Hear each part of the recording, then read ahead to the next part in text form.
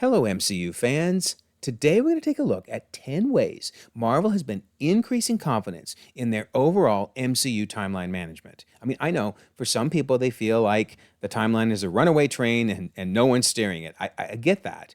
But I want to make sure you see that cumulatively, if you take all of these 10 things together, boy, it really shows that Marvel has been up in their game on their timeline management. So I think you're really going to enjoy this. Let's dive right in and see what we can find out. Now, don't forget, we have a March contest running all month long. In fact, this is the last day to enter. All you have to do is be a subscriber and leave a comment, and you might win a book or a steelbook. Best of luck. Also, we have the membership option if you want to help me with my goal of doing this full-time one day. You get cool perks like custom emojis, behind-the-scenes videos, etc. But honestly, no matter how you support the channel, it's all greatly appreciated. Leaving comments, liking videos, subscribing, it all goes a long way. So thank you so much. All right, so the first way that Marvel's been increasing confidence was by hiring a timeline keeper. Now, I know you might say, well, that's old news, because in fact, notice by this article, it was in August of 2022 we first learned about it. But there's been some recent announcements to really increase confidence in this timeline keeper. So if we go back to the August 2022 quote, this was helpful. It says there's actually a Marvel person whose job it is to trace the timeline of everything. And we check in with him a lot about where the timing is. Okay, that doesn't tell us a lot, but that's worth something. However, just 5 months ago, we got a little bit more information. So Loki's executive producer talked about the TVA and the MCU, but also about this timeline keeper. So this is great. This quote is fantastic. He said, yeah, around the time of season 1. So in other words, Loki season 1, meaning this timeline keeper's been around since the beginning of the multiverse saga. That's really cool, right? But he says there was a position created at Marvel Studios, which is currently filled by this great guy, Drew River. So I think what's important there is that means it's had multiple people in that role, and hopefully they keep getting better and better, right? But he says where the job is specifically maintaining Marvel continuity. And so you send him a couple phone calls, lots of emails. It's a lot of keeping him in the loop as he reads all the scripts. Oh my word. Can you that would be like a dream job, right? To get to read all the Marvel scripts and then to help people, right? He runs around, he flags up for us sometimes like this movie's going to do this, or they're saying that I should tell them to call it a variant, etc. Oh my word. So this was really good information about the timeline keeper. And then very recently, Brad Winterbaum, whose name will come up a lot in this video, love me some Brad Winterbaum. He said we have a great executive. That's key. This is not just some dude, right? Some paid intern. No, an executive who works for us, named Drew River, there's the name again, who manages the continuity of the timeline, and obviously that becomes more complex as you enter the multiverse saga and tracking multiple timelines. So the reason I'm mentioning the timeline keeper is that role has become much more visible in the recent months and weeks, thanks to these interviews. All right, the second way that they've been increasing confidence, well, that would obviously be the timeline book, right? I got to mention that. Now, I know you may say, it's been out a while ago, it's old news. Well, but what we easily forget is there were at least 9 entries in the MCU, 3 of them in the Infinity Saga, and 6 of them in the Multiverse Saga, where people debated over and over again about where they were placed in the timeline. The timeline book answered once and for all where Marvel says they fall. Now, I understand people may still have their own timelines, and that's okay. You can do that. But Marvel has said these entries are now, we're telling you where they go. We're drawing a line in the sand and putting our foot down. I love that. And in fact, I have videos on all of these if you want to check it out. But that is so important. So we can't forget that the timeline book did tell us everything about phases 1 through 4. And of course, then Miss Minute said this isn't everything that happens in 616, much less the multiverse. So obviously the book was out of date the moment it was printed. I understand that. But again, it at least told us phases 1 through 4. Now we're going to see how we have confidence in phase 5 as we move on. So moving to step number 3. The Netflix shows being made canon was huge. There's my buddy, Brad Winterbaum, who was asked if everything that happened on the Netflix series was part of the sacred timeline or not. And he said, well, I can say that up to this point, we've been a little cagey about what's sacred timeline and what's not. Yes, you have. Very much. That was born, frankly, out of a period at the studio where we were like, we have to stick the landing with Avengers Endgame. It was another part of the company developing the Netflix stuff. We were aware of what they were doing. They were aware of what we were doing, but it was a lot to balance. But now that some time has passed, and now that we actually see how well integrated the stories are, I think that I personally, Brad Winterbaum, would be confident in saying It's part of the sacred timeline. So the only regret that I had from this interview is when he said, I personally, which made you think like, okay, is it just your opinion? But of course, right around the corner, they showed up on the Disney Plus timeline, proving that nope, it's not just Brad's opinion, it's Marvel's opinion. These shows are canon. I love that. So incredible. I hope they bring more in, but at least we got these, and now we can continue to lobby for more of the other shows to be added to the sacred timeline. Oh, but that wasn't it. Then they revealed a season by season timeline. As obviously the Disney Plus timeline only has one season. Now, there were minor reveals like, yes, I Am Groot season 1 and 2 are back to back. Duh, we kind of knew that. But it was also very helpful to get season 2 and season 3 for the Netflix shows. And I will point out, this perfectly reflects what the Marvel Cinematic Universe wiki had for its timeline. Best wiki on the planet, right? But the big reveal was Loki season 2 and What If season 2 were at the end of the timeline. We'll definitely talk a little bit more about that later, but that was a big deal. And then I always have to mention, because otherwise I'll get a bunch of comments, the reason No Way Home is not here is because it's not being shown on every region of Disney Plus. I think a few of them have it, but not most of them. I think it will show up between Eternals and Multiverse of Madness eventually.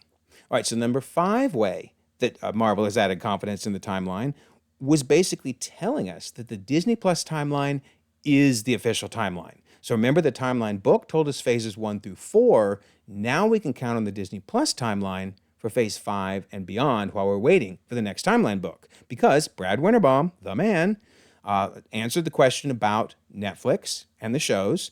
And by the way, this is important. He said that one of the reasons we made Netflix canon is because of the redevelopment of Daredevil Born Again. So the fans win because basically they realized if we don't tie this back to the original Netflix shows, people are going to reject the show. And we probably would have. So that's really good news.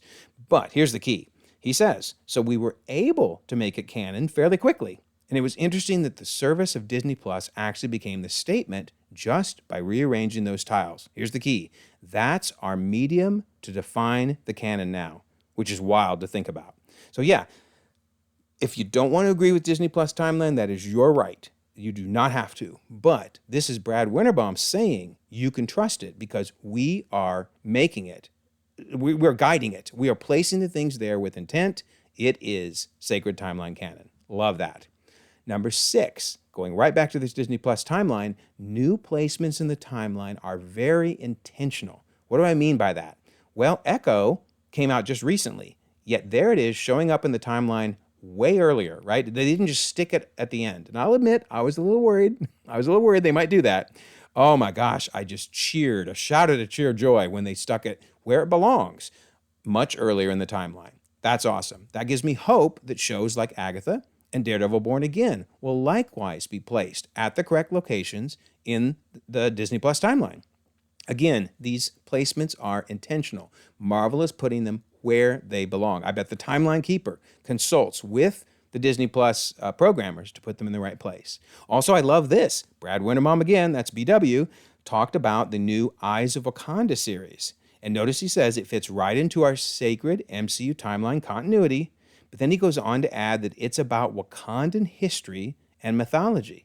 The key there being history. So that means this thing may appear even before Captain America, the first Avenger, because it may go that far back in Wakandan history. We may actually have a new entry at the beginning of the Disney Plus timeline. I love that. So again, these placements are very intentional. And even the movies. Typically, Kevin Feige likes to put the movies in order. In other words, when they come out, it's after the latest movie. And then again, each movie goes at the end of the timeline is my point. But they showed with Wakanda Forever that they were willing to deviate from that because Thor Love and Thunder came out in the theater and then Wakanda Forever, but Wakanda Forever is earlier in the timeline. And why is it earlier? Because that's where it actually belongs. So I think most movies will continue to be added to the end of the timeline. Deadpool 3 is going to get added to the end, and then Fantastic Four, etc. But I like the fact that Marvel is willing to place it earlier if that's where it belongs. All right, so number 7. There's lots of clever little clues out there in the movies if we're only paying attention. And I missed this until someone pointed it out, but notice in Quantum Mania, when Janet is configuring Kang's tech to get home, we see the sacred timeline branches. So in other words, that means Quantum Mania is taking place while the sacred timeline is still branching and before Loki's tree is formed. So therefore, now that we know that Loki season 2 is at basically the end of the current timeline, that places Quantumania before Loki season 2, right? That was a big hint that yes, that's correct. Quantumania happens, and then Loki season 2 when he creates the tree, and then of course, what if a season 2 where the Watcher sees the tree? So it really is all fitting together so well, and yet if we don't pay attention, we'll miss these things. So Marvel is really trying to show us the multiversal timeline if only we're paying attention. Number 8, speaking of, then we have to try to put this all together. And I've been showing this image several times now, but here's the real key. Loki basically is the backbone of the entire multiverse saga, right? It started with Loki season 1, then we have the loom falling apart and all these adventures happening across the multiverse with the Spider-Man and 838, the Marvels, the Quantumania, you name it. Then finally his tree is formed, and then we're going to be dealing with the Void, aka Battle World. And as I've mentioned in some earlier videos, this is all making so much sense because I think we will see Deadpool and Wolverine, Deadpool 3, taking place in the X-Men universe and in the Void. But I don't think they're going to make it into 616. We need to set our expectations correctly, or we might be disappointed if we're expecting Deadpool to suddenly be showing up with other 616 characters. It's not going to happen yet. I think he's going to end up in the Void at the end. Likewise, Fantastic Four, I've predicted early on that this is going to be a multiversal story. In other words, a totally different universe. And how cool is that? Think about that for a second. How cool to meet characters from a totally different universe, and I'm going to bet their universe gets destroyed, and they end up in the Void. Slowly, Battle World is going to be the place where everything's forming. But we wouldn't understand that if we didn't understand where Loki season 1 and season 2 fit within this multiversal timeline. So cool. All right, number 9. There's going to be even more multiversal connections down the road. So, Brad Winterbaum again, the man, talking about X-Men 97, in particular season 3, said we do start to push at the boundary a little bit more, and that there's more fun to be had with the multiverse and who can kind of come in. That was such an important little hint from him. Basically, he's saying X-Men 97 is going to tie into the multiverse. So I have long theorized, and I really think this makes sense, that X-Men 97 is like the origin story for the Marvels post-credit. I mean, look at how similar Beast is. I realize different voice actors. That's not what's important. Even to his pocket. Look at his pocket, and he's got a little thing sticking out of his pocket, and his badge. So much similar. So I really think by the end of season 3, we're literally going to see Monica Rambeau's character showing up in X-Men 97. I also think that the Marvel's post-credit scene will not be appearing in Deadpool and Wolverine. I know it's an X-Men universe, yes, but I don't think it's part of the Fox X-Men universe. It's yet another universe out in the multiverse. So I could be wrong on that, but my guess is we will not see this post-credit scene anywhere in Deadpool 3, and instead we're going to have to wait until the end of X-Men 97. Oh, that would be so cool if that's what happens. Then also I've mentioned in other videos how Moon Girl, even Moon Girl is tying into the multiverse. Notice she says we could use a black hole to get back home. So basically she's using a black hole to go between universes. She even mentions spaghettification, a la what we heard in Loki, that if you're not careful, you can get spaghettified in the black hole, but she figures out how to do it correctly, and she uses black holes to go between universes. So yes, even Marvel Animation, I think, is going to tie into Secret Wars in the end. So cool. And then the number 10 way that Marvel has increased confidence in the timeline, we can't forget the street level and political timeline. Some really good stories to come here. So everything in yellow has come out already. Everything in red has not come out yet. And these are my guesses for when they happen in the MCU timeline. So the top row is kind of the Kingpin storyline with Daredevil and Spider-Man, Echo, etc. The middle row is basically the Val storyline as she's creating the Thunderbolts, ultimately, we'll see. And then, of course, Captain America, Brave New World. And I do think Val might be working with Kingpin as well. And then finally, we are hearing Ironheart's going to come out, and I really hope Armor Wars comes out because I think that's where the whole damage control storyline is going to come to a head, and as well as Tony's armor, and hopefully learning a little bit more about Rhodey and Secret Invasion. I know Secret Invasion was not people's favorite ending, but still, we need that plot line resolved. So yeah, these are 10 ways that I think when you take these together, we're really seeing Marvel is trying to up their game. I mean, Timeline Keeper, Timeline Book, Netflix shows canon, season by season timeline, Disney Plus timeline being official, intentional placement of the entries, timeline clues, multiversal timeline, multiversal connections, and street level and political timeline. They're killing it. They're killing it. But we just have to be willing to take all these clues, put them together, and build our timelines. Speaking of, my Phase 4 timeline has an awful lot of additional information in here. And the reason I added all these more like Easter egg type connections was because it was so confusing to follow the Phase 4 timeline. But now that we have a timeline book, I'm going to clean this up some. And then we're going to add in Loki Season 2 and What If Season 2 into the timeline. So, for example, these red lines were because of the GRC Easter eggs in Eternals and Moon Knight. We don't need those anymore. We're going to focus on characters, not on Easter egg things like that. Likewise, Shang-Chi ties to Miss Marvel because of the 10 rings we saw briefly in a flashback. We don't need that line. Again, a character didn't appear, so we don't need that. Tiamat. Tiamat was mentioned just in a offhanded joke in She-Hulk. So I made it tied to Eternals. We don't need that line. Lady Thor was mentioned in She-Hulk. She doesn't show up, but she's just mentioned. We don't need that timeline. Now, Damage Control has been all over the place. They were in No Way Home, She-Hulk, and Miss Marvel. But still, that's not a hero. We don't need that connection. And man, I really hope they pay that all off in Armor Wars. That'll be awesome. Rogers the Musical actually was mentioned in No Way Home, Hawkeye, and She-Hulk. We don't need that connection. Multiverse. I basically had said, hey, Loki kicked off the multiverse, and so it connects with all three of these. I think we know that. That's obvious. And that's not a character again. Loki didn't show up on those shows, just the multiverse did. So we don't need those connections. Down with Wakanda Forever, the Scott Lang book tour. Yes, I actually had a connection for the Scott Lang book tour connecting into Quantumania. We don't need that. We'll go back here. We don't need that. And then down in Miss Marvel, if you look down in Miss Marvel there, we had the Scott Lang blog that she mentioned. How that connected to Quantumania. We don't need that connection. We don't need that connection.